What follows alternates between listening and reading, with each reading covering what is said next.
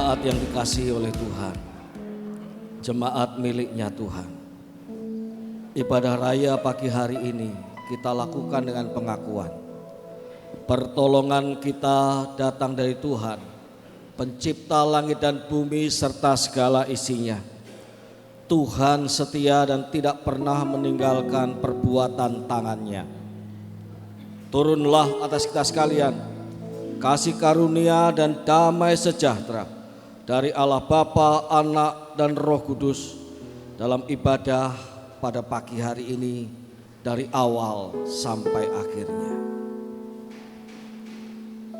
Kami mengucap syukur kepada Tuhan menyediakan kepada kami waktu untuk beribadah kembali. Ini acaramu Tuhan, ini undanganmu Tuhan, dan kami hadir memenuhinya dengan penuh sukacita, sebab Engkau adalah Tuhan yang telah menyelamatkan kami dan memeliharakan kehidupan kami sampai sekarang ini.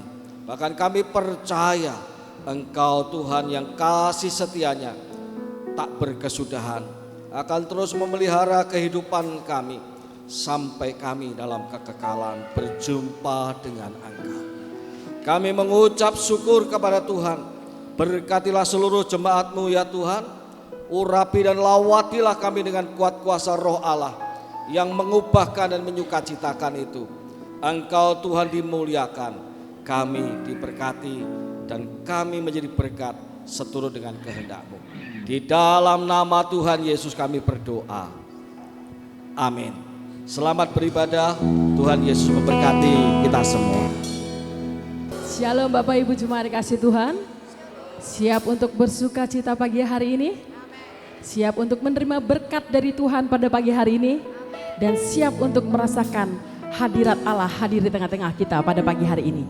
Siapa yang siap untuk menerima berkat? Siap untuk diurapi dan dijawab Tuhan? Angkat tangan kita. Berikan salam kanan kiri Bapak Ibu saudara-saudara. Katakan mari kita mau bersyukur kepada Tuhan. Sebab Dia Allah yang baik, Allah yang kasih setianya tidak pernah berubah dulu, sekarang, dan selama-lamanya. Haleluya. Biarlah terukur besar kasih setiamu Tuhan. Panjang dan lebarnya melebihi lautan. Jauh tinggi mengatasi langit, dalamnya tak dapat ku selami. Kasih setiamu besar selamanya. Kasih setiamu besar selamanya. Katakan sama-sama, hatiku bersyukur, hatiku bersyukur, jiwaku memuji, mulutku pun bersorak memuji Engkau, Yesus. Ajaib kekuatanmu, besar anugerahmu, takkan berhenti ku memuji namamu. Biarlah terukur besar kasih setiamu Tuhan. Panjang dan lebarnya melebihi lautan. Jauh tinggi mengatasi langit, dalamnya tak dapat ku selami. Kasih setiamu besar selamanya. Sungguh kasih setia Tuhan besar. Kasih setiamu besar selamanya.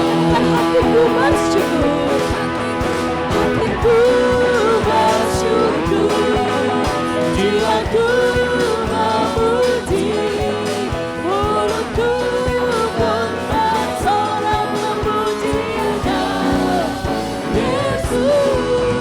Ajaib kekuatanmu, besar anugerahmu, takkan berhenti ku memuji namamu.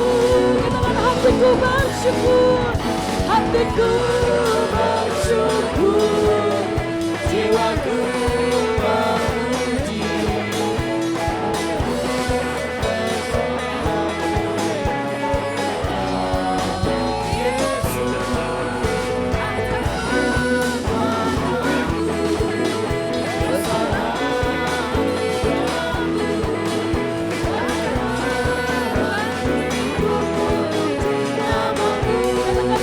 Hatiku bersyukur, hatiku bersyukur, jiwaku memuji, mulutku bersama memuji-Mu. Yesus, ada perbuatanmu, besar anugerah-Mu, dan berhenti ku memuji nama-Mu. Dalam perutku besar kasih setiamu Tuhan, panjang dan lebarnya melebihi lautan,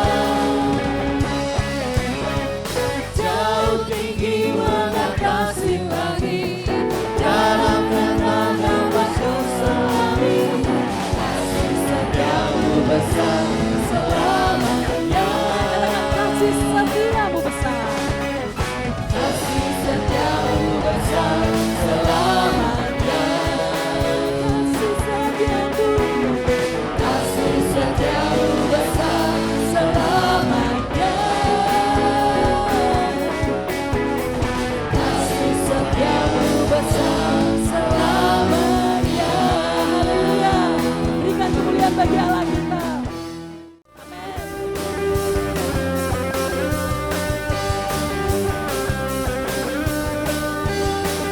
Katakan sama-sama. Diberi kuasa dari Raja Mulia. Untuk apa? Menaklukkan musuh di bawah kakiku. Pakai kuasa dari Raja Mulia. Bila Allah ada bersamaku, siapa jadi lawanku? Sungguh besar Kau Tuhanku, Engkau perisai hidupku. Ku berdiri dengan iman, iman dalam Yesus Tuhan. Kau yang memberi kemenangan, ku bersorak merayakan. Terpujilah Engkau Raja segala raja. Sungguh besar Kau Tuhanku, Engkau perisai hidupku. Ku berdiri dengan iman, iman dalam Yesus Tuhan. Kau yang memberi kemenangan, ku bersorak merayakan. Terpujilah Engkau Raja segala raja. Mari bertepuk tangan memuji Tuhan.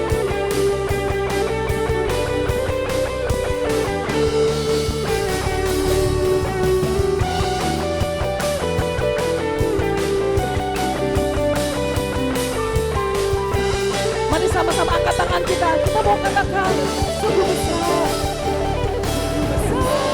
Kau Tuhanku, Engkau perisai hidupku.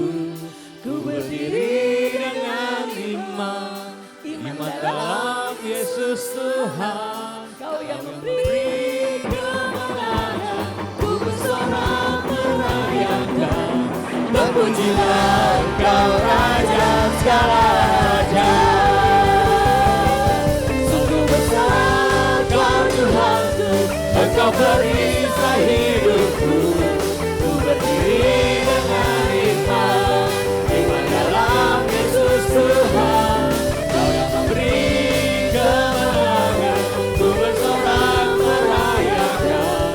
Terpujilah Engkau Raja segala raja. Terpujilah Engkau Raja segala raja. Terpujilah Engkau Raja. Dan kemuliaan bagi Allah kita.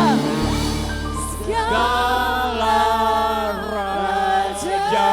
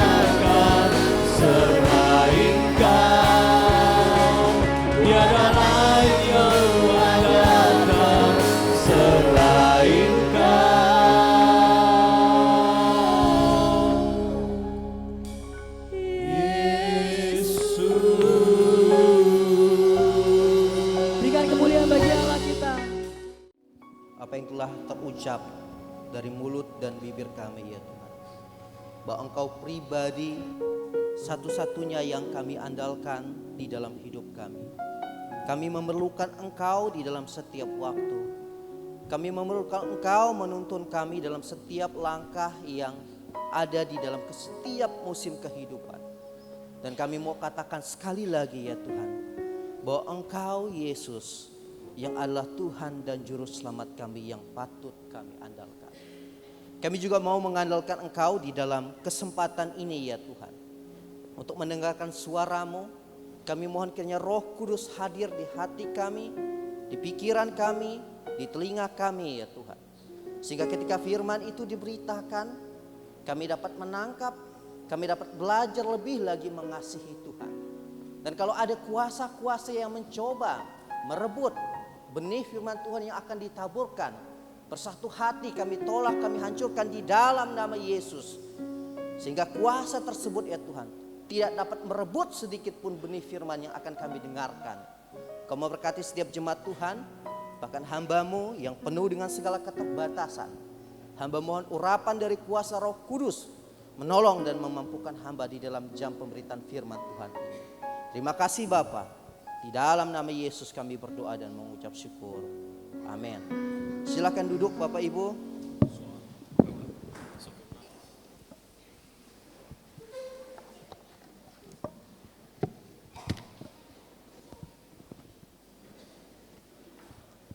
Baik, shalom. Selamat hari Minggu untuk kita semua. Bersyukur Bapak Ibu kalau ada waktu yang baik untuk kita bersama-sama beribadah di hari ini. Ya, pertama-tama saya mengucapkan terima kasih untuk Pak Gembala, Bapak Pendeta Denny bersama rohaniawan dan majelis yang sudah memberikan waktu untuk saya melayani. Dan kebetulan bulan ini adalah bulan misi Gereja Isa Al-Masih. Nah, Bapak Ibu, saya pelaku misi. Jadi setiap Senin sampai Kamis saya pergi memberitakan Injil. Hari Jumat kami fokus berdoa dari pagi sampai sore. Dan malamnya kami kembali memberitakan Injil. Jadi bersyukur untuk kesempatan ini Pak Denny memberikan kesempatan untuk bersama-sama mengingatkan dan menyemangati jemaat untuk terlibat di dalam pemberitaan Injil. Nah, hari ini tema yang akan kita pelajari ialah memberitakan Injil dengan kepekaan dan ketaatan kepada Roh Kudus. Sekali lagi, memberitakan Injil dengan kepekaan dan ketaatan kepada Roh Kudus. Mari Bapak Ibu kita akan baca bagian firman Tuhan di dalam Kisah Para Rasul pasal 16 ayat 4 sampai 12. Ada di depan. Bapak Ibu silahkan buka HP-nya. Buka Alkitabnya bagi yang membawa, atau kalau tidak ada yang membawa HP ataupun Alkitab silahkan lihat di depan. Kita baca silih berganti Bapak Ibu. Saya baca ayat 4, Bapak Ibu baca ayat 5 dan seterusnya sampai ayat yang terakhir kita baca secara bersama-sama. Sudah temukan? Amin Bapak Ibu? Amin ya. Ya, saya akan baca ayat 4, demikian bunyi firman Tuhan. Dalam perjalanan keliling dari kota ke kota, Paulus dan Silas menyampaikan keputusan-keputusan yang diambil para rasul dan para penatua di Yerusalem dengan pesan supaya jemaat menurutinya. Bapak Ibu 1, 2, 3.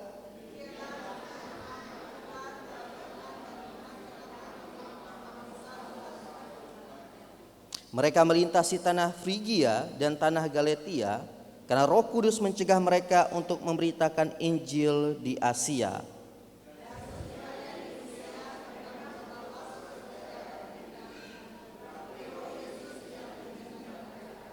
Setelah melintasi Misia, mereka sampai di Troas.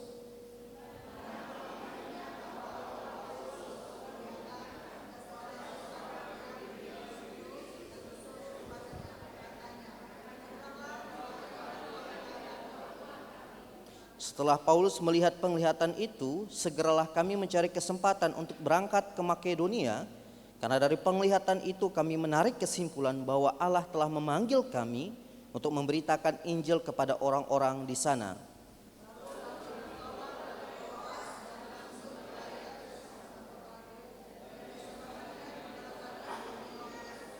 Ayat 12 sama-sama 1, 2, 3. Dari situ kami ke Filipi, kota pertama di bagian Makedonia ini. suatu kota perantauan orang Roma. Di kota itu kami tinggal beberapa hari. Bapak Ibu, saya akan mulai dengan satu pertanyaan bagi kita. Oke. Saya akan mulai dengan begini. Mengapa orang percaya harus memberitakan Injil? Ini harus atau tidak menurut Bapak Ibu? Harus atau tidak? Yang bilang harus berapa orang, yang bilang tidak berapa orang? Harus atau tidak kira-kira? Ya. Apa alasannya ya kita memberitakan Injil? Nah, sebelum lebih jauh lagi masuk Bapak Ibu dengan tema yang akan kita pelajari, saya akan mulai dengan ini. Mengapa orang percaya harus memberitakan Injil? Saya akan paparkan beberapa alasan, tetapi alasan ini tidak sebanyak alasan yang Alkitab catat. Ada banyak alasan-alasan dalam Alkitab kenapa kita harus memberitakan Injil. Dan mungkin yang saya kutip ini hanya sebagian saja. Nah, yang pertama Bapak Ibu, memberitakan Injil itu adalah gaya hidup orang yang mengasihi Allah. Yohanes 14 ayat 15 bilang begini, "Jikalau kamu mengasihi aku, kamu akan menuruti segala perintahku." Bandingkan dengan Matius 28 ayat 19 sampai 20. "Pergilah, jadikanlah semua bangsa muridku dan baptislah mereka dan ajarlah." Kalau orang mengasihi Tuhan, dia akan menuruti apa? Perintahnya. Apa perintahnya? Salah satunya adalah pergilah, jadikanlah bangsa, atau dalam hal ini memberitakan Injil. Jadi Bapak Ibu, mengapa kita memberitakan Injil? Karena ini harus menjadi gaya hidup kita orang yang mengasihi Tuhan. Kalau kita mengasihi Tuhan, kita taat akan perintahnya dan kita lakukan itu. Kalau hari ini mungkin Bapak Ibu di dalam satu perusahaan ataupun dalam satu struktural ada pemimpin, lalu ada perintah yang diberikan. Bapak Ibu pasti akan ikut. Karena apa? Yang pertama, ya itu sebuah peraturan. Yang kedua, mungkin bisa saja karena Bapak Ibu menghormati dan menghargai dia. Nah, kalau ini juga di dalam Tuhan, kalau Bapak Ibu kasihi Tuhan, ini firman yang bilang ya Bapak Ibu, bukan saya. Kalau Bapak Ibu kasihi Tuhan, Bapak Ibu akan lakukan perintahnya. Salah satunya adalah memberitakan Injil. Nah, caranya bagaimana? Nanti kita belajar. Semoga ada kesempatan saya bisa memberitahu Bapak Ibu bagaimana caranya. Nah, yang kedua adalah kewajiban orang percaya. Nah, ini wajib Bapak Ibu. 1 Korintus 9 ayat 16 bilang begini. "Karena jika aku memberitakan Injil, aku tidak mempunyai alasan untuk membanggakan diri." Lihat kata ini, "Sebab itu adalah keharusan bagiku. Celakalah aku jika aku tidak memberitakan Injil." Rasul Paulus bilang itu keharusan bagiku. Artinya wajib. Kalau tidak, celakalah aku, katanya. Nah, ini firman Tuhan yang bilang Bapak Ibu. Memberitakan Injil itu adalah kewajiban kita. Atau satu yang harus kita lakukan sebagai orang yang percaya kepada Tuhan. Alasan selanjutnya, yang ketiga Bapak Ibu. Karena ada kuasa Roh Kudus yang sudah diberikan bagi kita. Kita baca Kisah Para Rasul pasal 1 ayat 8, bisa lihat ya Bapak Ibu. Mari sama-sama kita baca. "Tetapi kamu akan menerima kuasa kalau Roh Kudus turun ke atas kamu, dan kamu akan menjadi saksiku di Yerusalem dan di Yudea dan Samaria dan sampai ke ujung bumi." Nah, ini ada dalam poin saya nanti saya jelaskan secara detail. Tapi begini Bapak Ibu. Kalau Roh Kudus turun, apa yang terjadi? Apakah Bapak Ibu, kalau firman Tuhan bilang kalau Roh Kudus turun ke atas kamu, kamu akan bisa berbahasa roh. Saya tidak anti dengan bahasa roh ya Bapak Ibu. Itu iya, Tuhan beri karunia itu. Tapi apakah itu pertama gitu? Kalau Roh Kudus turun atas kamu, kamu akan kaya. Kamu akan bisa lakukan mujizat. Firman Tuhan tidak bilang begitu. Kalau Roh Kudus turun ke atas kamu, kamu akan menjadi apa Bapak Ibu? Saksi. Saksi. Jadi apa tanda orang punya Roh Kudus. Kalau dalam ayat ini, dia akan jadi saksi, Bapak Ibu. Nah, apa itu saksi nanti kita belajar ya. Nanti kalau saya bahas duluan, poin saya yang selanjutnya sudah nggak perlu dibahas.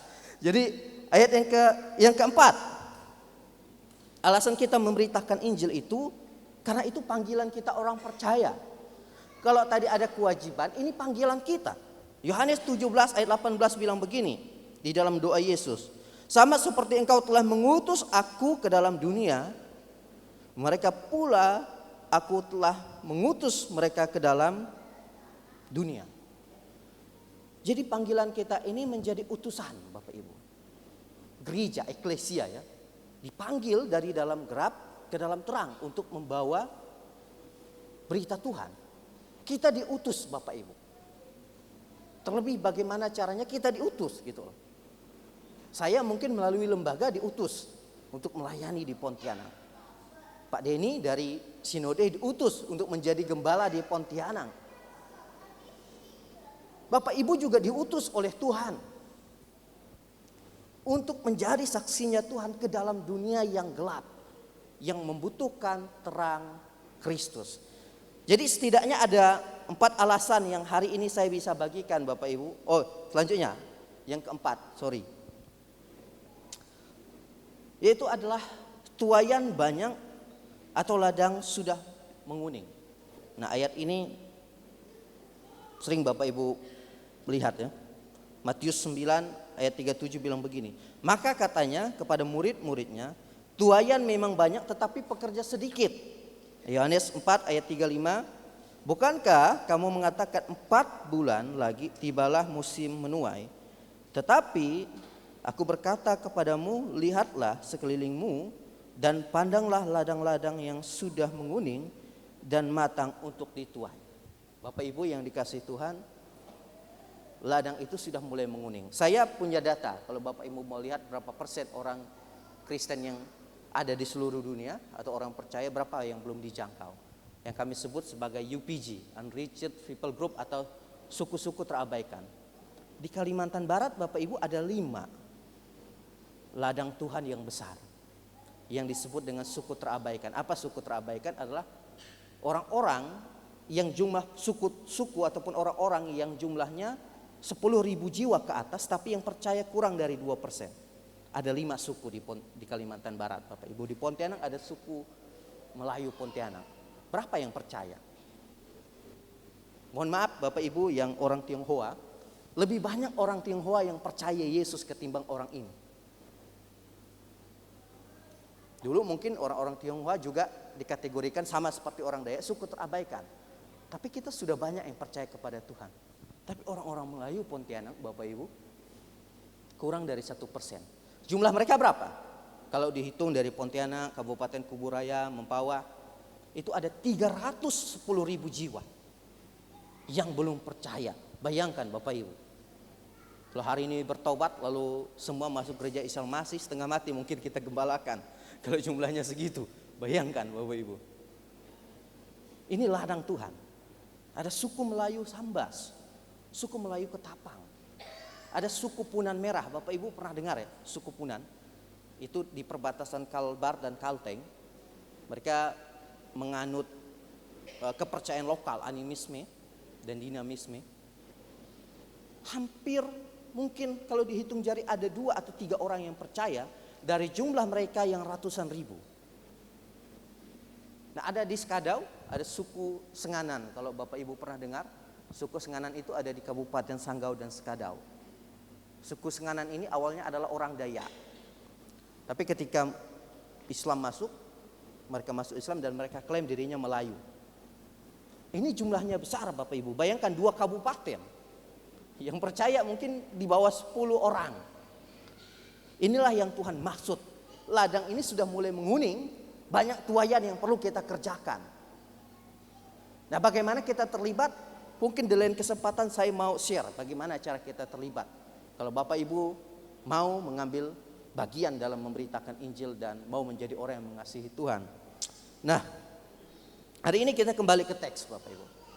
Saya ingin sampaikan ini supaya saya pastikan Bapak Ibu harus tahu mengapa kita memberitakan Injil.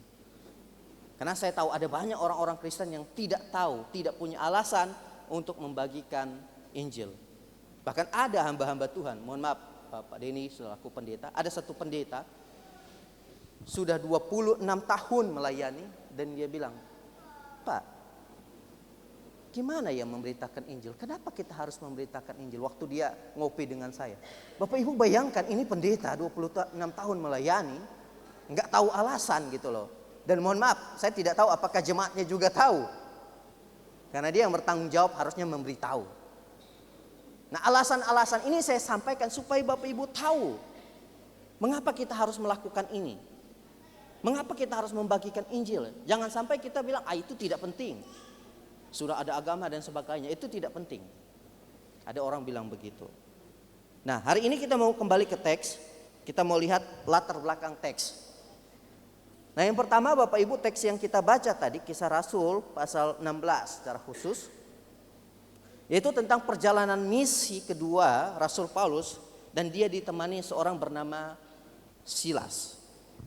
Dalam perjalanannya ini mereka itu hendak sampaikan beberapa keputusan-keputusan yang telah diambil oleh rasul-rasul dan para penetua di Yerusalem. Nah, ayat 4 bilang begitu. Nah, apa keputusannya? Keputusan tersebut itu perihal sunat, peraturan-peraturan yang menyulitkan bagi bangsa-bangsa lain gitu loh. Nah, di luar orang Yahudi, mereka punya peraturan yang berbeda dengan jemaat di Yerusalem kan, begitu.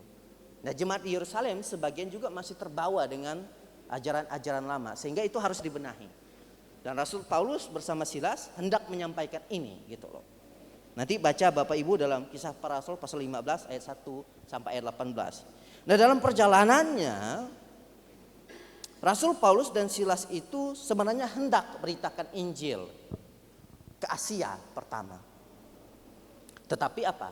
Kalau kita baca ayat 6, Roh Kudus itu mencegah mereka. Jangan masuk ke sana. Nanti ada alasannya Bapak Ibu, nanti saya berikan. Nah, yang kedua, setelah dicegah di Asia, mereka mau masuk ke Bitinia. Tapi sekali lagi Roh Yesus tidak mengizinkan mereka untuk masuk ke sana gitu. Dilarang, jangan. Nah, sehingga pada akhirnya waktu mereka tiba di Troas, waktu mereka tidur, Rasul Paulus itu mendapat penglihatan. Ada seorang Makedonia yang berseru dan berkata kepadanya begini, menyeberanglah kemari dan tolonglah kami. Ayat 9. Penglihatan ini jelas dari Tuhan dan petunjuk dari Allah dalam pelayanan Paulus dan Silas. Kemana mereka harus pergi? Nah, hari ini Bapak Ibu saya mau share Bapak Ibu kepada kita sehubungan dengan tema memberitakan Injil dengan kepekaan dan ketaatan kepada Roh Kudus. Nah, mengapa memberitakan Injil harus dengan kepekaan dan ketaatan pada Roh Kudus seperti Paulus dan Silas? Setidaknya Bapak Ibu ada 3 alasan yang bisa saya bagikan di sini. Yang pertama,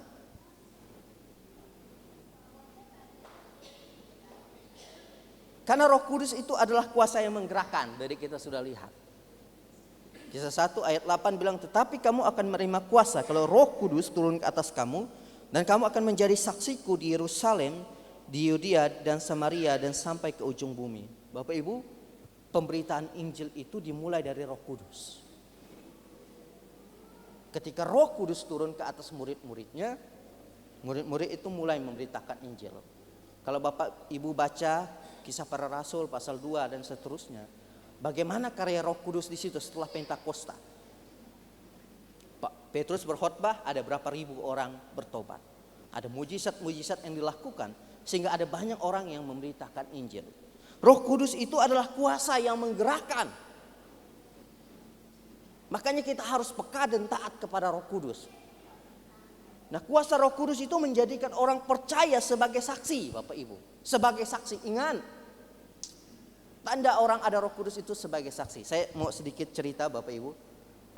Waktu saya mahasiswa semester 2, ini masih awam. Lalu satu teman saya ajak pergi ke satu persekutuan di Bukit Doa Getsemani. Nah, Pak Denny pasti tahu. Bukit Doa Getsemani itu ada di Ungaran. Di situ ada Gia Sindoro, Bapak Ibu. Kalau nggak salah Pak Yeremia Ngateman ya pendetanya. Nah bukit doa itu memang biasa digunakan untuk persekutuan berdoa. Saya biasa kalau puasa bergumul ambil waktu 3 hari ataupun 1 minggu untuk berdoa di tempat itu. Nah satu kali teman saya bawa. Lalu kami masuk dalam satu ruangan. Memang ada ruangan khusus untuk berdoa. Ada beberapa orang baru yang saya tidak kenal Bapak Ibu. Lalu ketika berdoa, lumayan lama Bapak Ibu. Ini memang orang-orang yang karismatik betul gitu loh. Saya tidak anti dengan karismatik, tapi karismatiknya kebangetan gitu loh. Menyanyi itu mungkin hampir 3 jam lebih Bapak Ibu. Memuji Tuhan, tapi memang tidak ada firman. Lalu setelah itu kami keluar. Saya sudah kering tenggorokan saya waktu itu. Saya bilang dengan teman, ayolah kita cari minum. Lalu mau keluar, lalu salah satu pemimpin doa itu datang kepada saya. Iwan dia bilang, karena udah kenalan dia tahu nama saya. Sini. Dia langsung bilang begini, kamu belum punya Roh Kudus ya? Saya langsung percaya, terkejut. Kenapa? Kamu sudah terima Yesus belum? Saya bilang sudah, saya sudah percaya Yesus. Saya bilang, saya sudah sungguh-sungguh percaya Yesus. Kamu belum bisa bahasa roh, dia bilang. Kamu tidak ada Roh Kudus, bayangkan Bapak Ibu. Lalu dia bilang, hari Minggu kamu datang ke gerejaku, kami akan tumpang tangan untukmu. Saya tidak hadir Bapak Ibu, tidak datang saya. Karena saya dituduh tidak percaya Yesus karena tidak bisa bahasa roh. Jadi memang kalau percaya Yesus ada Roh Kudus. Tapi bagi dia, kalau kamu percaya Yesus ada Roh Kudus, harus berbahasa roh. Tapi beberapa tahun kemudian baru saya temukan ayat ini. Kalau orang ada Roh Kudus turun ke atasnya, dia akan menjadi saksi. Urusan bahasa roh itu urusan nanti Bapak Ibu. Tuhan bisa kasih. Tuhan bisa kasih sesuai kapasitas kita. Tetapi yang pertama adalah menjadi saksi. Bukan menjadi apa? Menjadi saksi Bapak Ibu. Simpel aja. Selain ada perubahan karakter, Bapak Ibu akan menjadi saksi. Kalau Roh Kudus ada di dalam diri kita. Nah kuasa Roh Kudus itu menjadikan saksi. Saksi itu yang dimaksud adalah pemberita Injil. Membawa kabar baik. Tanpa Roh Kudus Bapak Ibu, saya dan semuanya, kita tidak tergerak untuk memberitakan Injil. Tidak Bapak Ibu. Mau seperti apapun kita tidak akan tergerak untuk memberitakan Injil tanpa ada Roh Kudus. Nah saya beri satu ilustrasi, silahkan lihat Bapak Ibu. Ini ada mobil dan mesin. Mobil itu tanpa mesin dia tidak akan bergerak. Dia tidak akan bisa jalan. Ya walaupun mesin juga tidak bisa apa-apa tanpa ada bodi mobil ya, gitu loh. Tapi bayangkan kita beli mobil ini yang kita harapkan bisa untuk kita gunakan sehari-hari. Sudah datang ke rumah mungkin dengan ditowing lalu turun di rumah kita, rupanya tidak ada mesin. Bagaimana kita mau pakai itu?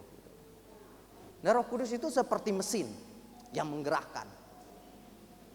Yang menggerakkan saya dan Bapak Ibu untuk memberitakan Injil. Sehingga Bapak Ibu tanpa kepekaan dan ketaatan kepada Roh Kudus, kita tidak akan pernah tergerak untuk memberitakan Injil. Jadi alasan pertama mengapa kita harus peka dan taat. Karena Roh Kudus ini menggerakkan. Kuasa yang menggerakkan, kuasa yang memampukan saya dan Bapak Ibu untuk membawa Injil Tuhan. Nah yang selanjutnya, saya akan mulai dengan gambar ini. Ini gambar tour guide Bapak Ibu. Nah tour guide itu apa tugasnya? Kalau Bapak Ibu pergi ke Jogja, lalu ada salah satu tempat namanya Taman Sari. Taman Sari itu tempat permandian Sultan waktu itu. Dan juga para biduan-biduan dan anak-anaknya. Seperti pendopo. Di situ ada tour guide Bapak Ibu. Tour guide itu dia mengarahkan, menjelaskan apa yang ada tentang sejarah di situ. Apa fungsi-fungsi alat di situ. Nah, biasanya tour guide itu dari kalangan keluarga-keluarga Romo atau disebut abdi dalam yang mengabdi kepada Sultan. Nah, mereka bertugas untuk menjelaskan, gitu loh. Nah, saya waktu itu coba sewa satu orang karena tujuan saya bukan hanya sewa, saya mau injili orang ini, gitu loh. Jadi dia bawa saya 1 atau 2 jam untuk keliling. Lalu dia bilang, Bapak bayar saya terserah. Mau bayar berapa gitu. Karena tidak ada tarif. Nah tour guide ini berfungsi untuk menuntun Bapak Ibu. Nah mungkin yang sering pergi berwisata atau ke tempat yang baru. Ada orang-orang yang ditugaskan untuk menolong, menjelaskan, memandu ataupun membawa kendaraan yang kita kenal sebagai tour guide. Nah, tour guide ini tugasnya menuntun, Bapak Ibu sekali lagi. Nah, dalam hal ini Roh Kudus itu juga adalah penuntun dalam kita memberitakan Injil. Ayat 6 dan 7 tadi Bapak Ibu sudah baca bersama saya bahwa Roh Yesus atau Roh Kudus melarang mereka memberitakan Injil di Asia dan Bitinia. Nah, lalu mereka dapat penglihatan di ayat yang ke-9. Sehingga di ayat 10 mereka menarik kesimpulan bahwa Allah telah memanggil mereka untuk pergi memberitakan Injil di Makedonia. Nah, Bapak Ibu, mari kita lihat satu fakta peta ya. Bisa lihat ya Bapak Ibu? Saya tidak bisa memberi detail. Nah, ini Asia. Ini Bitinia. Ini Makedonia. Nanti mereka sampai di Filipi pertama. Jadi cukup jauh perjalanannya. Jangan bayangkan Bapak Ibu pakai motor atau mobil. Waktu itu jalan kaki. Ada kapal pun kapal yang menggunakan layar. Jadi berbeda hari ini. Belum ada kereta dan sebagainya. Ini Asia. Roh Kudus cegah beritakan di sini. Roh Kudus cegah beritakan di sini. Tapi Tuhan menuntun mereka untuk ke sini, ke Makedonia. Di Makedonia itu ada yang namanya kota Filipi. Nah, mengapa Roh Kudus mencegah mereka, Bapak Ibu? Ada fakta yang menarik setelah beberapa waktu ke depan. Perhatikan Bapak Ibu, setelah mungkin ratusan tahun setelah itu. Ini dia. Pada tanggal 29 Mei, itu tahun 1453, Kekaisaran Bizantium ataupun Konstantinopel, waktu itu wilayah itu dikenal Bapak Ibu. Asia Bitinia itu masih dikenal dengan Konstantinopel. Dan itu jatuh ke tangan Kekaisaran Ottoman di bawah pimpinan seorang bernama Sultan Mehmed II. Sehingga Konstantinopel menjadi pusat Islam sekarang. Kalau Bapak Ibu lihat itu adalah Turki. Sekarang Turki namanya. Dulu Konstantinopel jadi Turki. Nah, Paulus dan Silas dicegah untuk memberitakan Injil di wilayah ini. Dan ada beberapa peninggalan kekristenan yang pernah ada juga diubah fungsinya. Salah satu dalam gambar ini, kalau Bapak Ibu lihat, ini Hagia Sophia. Hagia Sophia itu dulu gereja, lalu setelah itu karena jatuh ke tangan Kekaisaran Ottoman, Hagia Sophia ini dijadikan masjid sampai hari ini.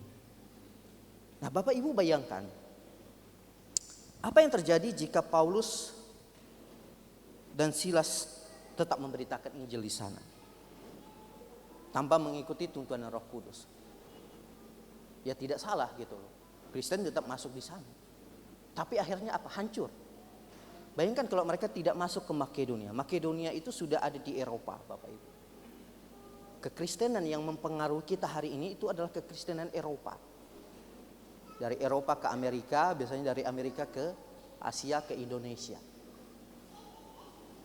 Kalau Paulus dan Silas hanya berhenti di situ saja, saya sedang bayangkan ini hancur, kekristenan tidak akan jalan. Tidak akan tersebar luas, Bapak Ibu. Nah, sehingga Roh Kudus itu tuntun mereka kemana yang baik. Mereka harus pergi ke Makedonia. Mereka harus pergi ke Filipi. Pasti Tuhan tahu ya, berapa ratus tahun sebelumnya, sesudahnya pasti ini akan hancur. Sehingga Tuhan tuntun mereka masuk ke Makedonia. Nah, Bapak Ibu, dalam kisah Filipus, kalau Bapak Ibu perhatikan, ini berkaitan dengan tuntunan Roh Kudus. Waktu ada sida-sida dari Ethiopia, lalu kata Roh, ini pasal 8 ayat 29, kepada Filipus, pergilah ke situ dan dekatilah kereta itu. Pasal 8 ayat 35, maka mulailah Filipus berbicara bertolak dari nas itu, yang memberitakan Injil Yesus kepadanya. Jadi begini Bapak Ibu, dalam memberitakan Injil, kalau kita dituntun oleh Roh Kudus akan arahkan kemana kita pergi, kemana kita akan memberitakan Injil. Seperti Paulus dan Silas, dan juga seperti apa yang terjadi di dalam pelayanan Filipus. Dia diarahkan. Lalu Roh berkata kepada Filipus, pergi temui orang itu. Nah, saya punya cerita Bapak Ibu. Nah ini, mohon nanti jangan difoto ya. Saya sengaja blurkan orang itu. Nah tanggal 23 itu ulang tahun kota Pontianak. Lalu saya dan tim, ini tim saya namanya Natano. Saya bilang sama dia, ayo kita pergi ke alun-alun. Ada perayaan. Perayaan apa? Hari jadi kota Pontianak. Kan banyak orang hari itu Bapak Ibu. Lalu kami pergi, kami jumpa dengan salah satu namanya Adi. Dia dari Ketapang Bapak Ibu. Ini fotonya saya blur. Nanti kalau mau lihat jelas silahkan. Dia dari Ketapang, lalu dia kerja sebagai sales jual lampu dan juga kabel listrik. Nah kami berjumpa, lalu teman saya yang duluan sapa dia, lalu saya sapa, kenalan dan sebagainya. Kami ngobrol, lalu saya bilang ayo kita cari tempat duduk. Kita ngobrol. Akhirnya kami duduk cari bangku-bangku kosong di situ, ngobrol. Lalu dalam pembicaraan hati saya digerakkan. Coba kamu tanya, dia pernah mengalami kekecewaan tidak? Padahal kami tidak bahas itu Bapak Ibu. Lalu saya lihat tim saya, teman saya Natano, saya lihat dia seperti berdoa. Lalu kembali lagi diulangi, coba tanya sama dia pernah mengalami kekecewaan. Dan saya bilang, Bang, saya minta maaf ya sebelumnya, saya suka bertanya gitu loh. Saya bilang, abang pernah mengalami kekecewaan yang sulit abang lupakan. Dia bilang, oh saya pernah. Dia bilang, kenapa? Ada orang di kampung saya dulu pernah remehkan saya karena dicap saya ini tidak ada gunanya, satu keluarganya kan, tapi bukan orang tuanya, masih keluarganya. Sehingga saya sakit hati, dia bilang, saya pergi dari kampung itu. Oh ya bang, saya bilang kan. Lalu boleh nggak saya berdoa supaya abang dimampukan untuk mengampuni orang ini, dan juga kalau ada hal-hal yang mau abang sampaikan silahkan. Lalu dia sampaikan dia punya impian untuk ini dan itu. Lalu kami berdoa Bapak Ibu. Setelah selesai berdoa dia lanjut lagi. Saya ada cerita lagi, dia bilang. Apa bang? Saya kecewa sama kakak saya. Kekecewaan tadi belum parah Bapak Ibu. Kecewanya adalah kakaknya ini pernah bakar barangnya dia dan usir dia dari rumah karena dia numpang di rumah kakaknya. Lalu itu yang buat dia tidak mau angkat telepon dari keluarganya, tidak mau angkat telepon dari mamanya, dia tidak mau pulang ke Ketapang karena dia sakit hati sama kakaknya. Oh ya, jadi setelah itu berbicara, kami tukar nomor HP, lalu kami janjian 2 hari setelah itu. Saya bilang kita ketemu Jumat malam ya. Dia bilang oke. Nah saya dan tim mempersiapkan, Tuhan kami berdoa apa yang harus kami katakan ketika jumpa dengan orang ini lagi. Oh saya ingat Bapak Ibu kisah tentang Yusuf. Tahu ya, Yusuf dibuang oleh saudara-saudaranya ke Mesir, lalu Tuhan angkat derajatnya. Lalu malam itu kami berjumpa dan saya ceritakan tentang Yusuf yang sakit hati. Tentang Yusuf yang dibuang keluar ke saudaranya tapi dia tidak sakit hati. Dia mengampuni saudara-saudaranya, malah dia tampung dan beri makan saudara-saudaranya. Saya ceritakan begitu. Saya berharap, saya bilang abang bisa seperti Yusuf. Akhirnya kami berdoa lagi. Dan saya mau cerita begini Bapak Ibu. Apa yang saya mau bilang adalah Roh Kudus itu menuntun. Saya bingung mau ngomong apa sama orang ini. Tapi di dalam hati saya tanyakan kekecewaan dia. Tanyakan apa yang pernah dia alami sehingga dia kecewa. Dan saya yakin itu adalah tuntunan Roh Kudus. Sampai hari ini orang ini masih jumpa dengan kami Bapak Ibu.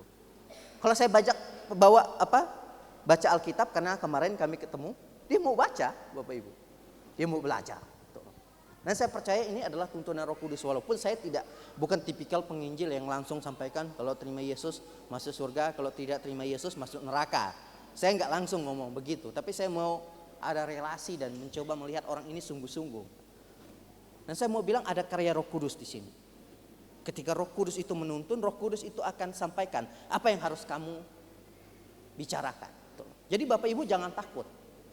Kalau tidak pernah belajar metode, kalau tidak pernah sekolah teologi, kalau tidak pernah tahu bagaimana menginjili, kalau kita mau sungguh-sungguh tanya Roh Kudus itu tuntun kita. Roh Kudus itu arahkan kita. Nah saya punya kenalan Bapak Ibu orang tua, hanya tamatan SD, tapi dia setia kepada Tuhan. Lalu beberapa orang percaya karena dia. Orang ini tidak pernah belajar metode apapun gitu loh. EE kah, Initri kah, DMM kah, tidak pernah. Tapi orang ini bisa bawa orang datang kepada Yesus. Dia hanya tawarkan, setelah dia dengar orang kita, saya boleh berdoa enggak untukmu? Simpel aja Bapak Ibu. Saya boleh berdoa enggak untukmu? Lalu setelah berdoa dia sampaikan bahwa Yesus itu maha kuasa, Yesus itu menolong, Yesus itu juru selamat, sehingga dia mampu tolong kamu. Ini biasa saja orang ini Bapak Ibu. Umurnya sudah 60 tahun ke atas. Tapi ada banyak bawa orang datang kepada Kristus. Jadi tidak ada metode apapun selain daripada Roh Kudus. Nah yang terakhir, yang ketiga Bapak Ibu. Mengapa kita harus memberitakan Injil dengan kepekaan dan ketaatan kepada Roh Kudus? Karena Roh Kudus itu adalah kunci keberhasilan dalam pemberitaan Injil. Nah sekali lagi, setelah dilarang oleh Roh Kudus dan Roh Yesus memberitakan Injil di Asia dan di Bitinia, Paulus tadi kan pergi ke Makedonia dan tinggal beberapa hari di kota Filipi. Filipi itu salah satu kota di provinsi Makedonia. Nah di Filipi, Roh Kudus itu bekerja dengan luar biasa.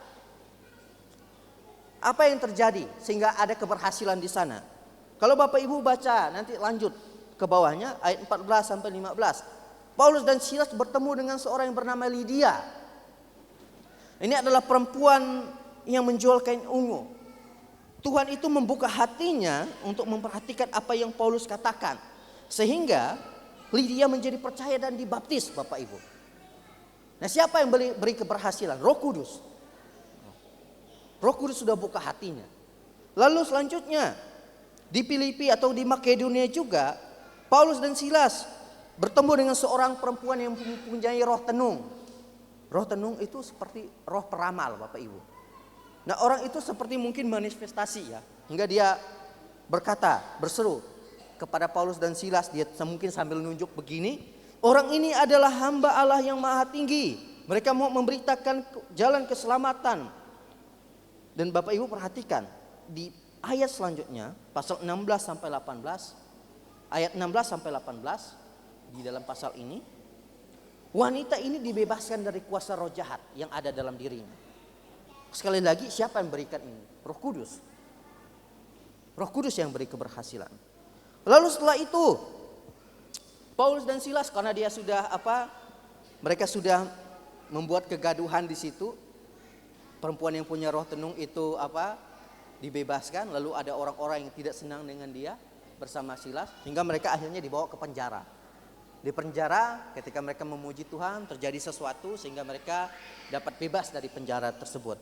Nah di penjara mereka bertemu dengan seorang kepala penjara. Bapak Ibu boleh baca pasal ini ayat 19 sampai 34. Nah kepala penjara ini apa yang terjadi? Dia diselamatkan bersama seisi rumahnya. Siapa yang memberi keberhasilan? Roh Kudus, Bapak Ibu. Roh Kudus larang memberitakan Injil di sana. Roh Kudus arahkan ke sini. Sehingga terjadi keberhasilan. Jadi selain Roh Kudus menuntun, Roh Kudus itu memberi keberhasilan. Saya mau bilang begini Bapak Ibu. Apapun metode yang kita pelajari dalam memberitakan Injil. Saya belajar banyak metode. Dari 2016, 17, 18, 19, 20. Balik lagi 2024 sampai 2025 saya terlibat dalam pelayanan misi. Saya belajar banyak metode. Metode yang paling dasar sebenarnya adalah Roh Kudus. Tidak ada yang lain Bapak Ibu. Tidak ada. Di Pontianak ini sering buat seminar EE. Nah EE itu baik Bapak Ibu. Metode itu hanya sarana. Tapi setelah saya belajar, melihat semuanya, tanpa ada Roh Kudus, tidak akan ada keberhasilan. Jadi kalau kita berhasil, ingat ya Bapak Ibu, itu juga dari Roh Kudus. Gitu loh. Itu dari Roh Kudus. Nah, apa selanjutnya keberhasilan yang Roh Kudus karyakan di Filipi? Perhatikan Bapak Ibu, setelah Paulus memberitakan Injil, bertemu dengan Lydia, bertemu dengan kepala penjara, beberapa waktu selanjutnya terbentuk jemaat dan komunitas Kristen pertama di Eropa. Bayangkan Bapak Ibu.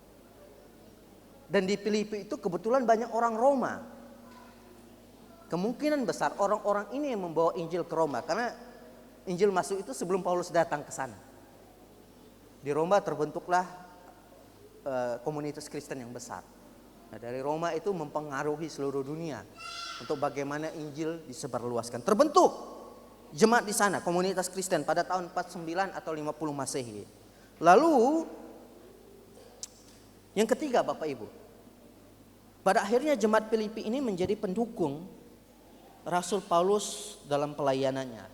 Ada di dalam Filipi 4 ayat 4-18, kita lihat.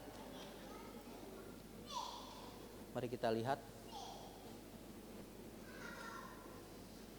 Paulus bilang begini, namun baik juga perbuatanmu, bahwa kamu telah mengambil bagian dalam kesusahanku. Kamu sendiri tahu juga, hai orang-orang Filipi, pada waktu aku baru mulai mengabarkan Injil, ketika aku berangkat dari Makedonia, tidak ada satu jemaat pun yang mengadakan perhitungan hutang dan piutang dengan aku selain daripada kamu. Jemaat yang dia injili, orang-orang Filipi yang dia injili, mendukung dia. Ayat 16, karena di Tesalonika pun kamu telah 1-2 kali mengirim bantuan kepadaku. Dikirim lagi bantuan Bapak Ibu ketika ada di Tesalonika. Lalu setelah itu ayat 17, tetapi yang kutamakan bukanlah pemberian itu. Dengan jelas pemberian, melainkan buahnya yang makin memperbesar keuntunganmu. Kini aku telah menerima semua yang perlu daripadamu, malahan lebih daripada itu. Nah, ketika Paulus tulis surat Filipi ini Bapak Ibu, dia sedang di dalam penjara, dia sedang di Roma. Rupanya jemaat ini juga kirim pemberian melalui Epafroditus. Bayangkan Bapak Ibu, keberhasilannya berdampak berkepanjangan. Ya, walaupun bukan pemberian itu yang penting kata Paulus, tapi buah dari pemberian itu. Karena dari pemberian itulah Paulus bisa mungkin pergi ya Bapak Ibu, memberitakan Injil, dia bisa makan, dia bisa apa dan sebagainya. Karena pemberian jemaat ini. Dan ini apa? Keberhasilan dari Roh Kudus Bapak Ibu. Nah, saya ngutip satu buku. Saya sedang baca buku ini, Spirit Walk judulnya Bapak Ibu. Kalau ada yang mau bisa saya kasih, ada PDF-nya. Ini tulisan seorang Steve Smith Bapak Ibu. Steve Smith ini adalah salah satu pimpinan gerakan yang lumayan cukup besar gerakannya di Cina. Lalu ada gereja bawah tanah yang dia pimpin. Nah, keberhasilan pelayanannya itu dia ungkapkan bahwa semua karena Roh Kudus. Ketika kita berjalan melangkah bersama Roh Kudus, Roh Kudus memberikan keberhasilan. Dia bilang begini, metode-metode ini memiliki hambatan. Proses dapat mengalami kerusakan. Hanya Roh Kudus yang dapat menggerakkan Anda melewati perhentian dalam hidup dan pelayanan. Ia adalah roh terobosan Bapak Ibu. Roh terobosan. Dalam pelayanan mungkin Bapak Ibu bisa terhambat. Metode bisa terhambat. Alat musik bisa hancur contoh ya. Pengkhotbah bisa terbatas. Tetapi Roh Kudus itu adalah roh terobosan. Dalam pemberitaan Injil banyak kesulitan, banyak hambatan. Tapi ketika Roh Kudus berjalan bersama kita, Spirit Walk, Roh Kudus itu akan menembus segala lapisan. Jadi Bapak Ibu, pada kesimpulannya, mengapa kita harus memberitakan Injil dengan kepekaan dan ketaatan kepada Roh Kudus? Nah, ada 3. Yang pertama, karena Roh Kudus itu adalah kuasa yang menggerakkan tadi. Yang kedua, Roh Kudus itu adalah penuntun dalam memberitakan Injil. Yang ketiga, Roh Kudus adalah kunci keberhasilan dalam pemberitaan.